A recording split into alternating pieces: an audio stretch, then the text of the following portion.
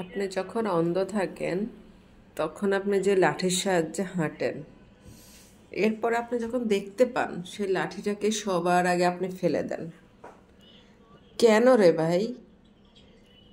আপনাদেরকে যেই লাঠির সাহায্যে আপনারা হাঁটেন সেই লাঠিটাকে কেন এত অবহেলা করেন, এত অপমান অপদস্থ করেন? এই লাঠিটার সাহায্যে তো আপনারা এক সময় হাঁটছেন, সেই লাঠির সাহায্যে সব কিছু করছেন, আর এখন চোখে দেখতে পান সব কিছু, এখন আর ওই লাঠিটাকে ছুঁড়ে ফেলে দিয়েছেন। সেই লাঠিটাকে এখন ভেঙে ছুঁড়ে তার অস্তিত্বকে ধূলিসাৎ করে দিতে চাইতেছেন কেন? যদি শিক্ষিত হতেন, তাহলে মনুষ্যত্ববোধ থাকতো, তাহলে ওই লাঠিটাকে সবার আগে ওই লাঠিটাকে যত্ন করতেন।